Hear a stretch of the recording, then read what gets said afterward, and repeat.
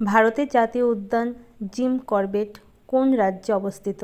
A Paschimbanga, B Uttarakhand, C Madhya Pradesh, D Rajasthan.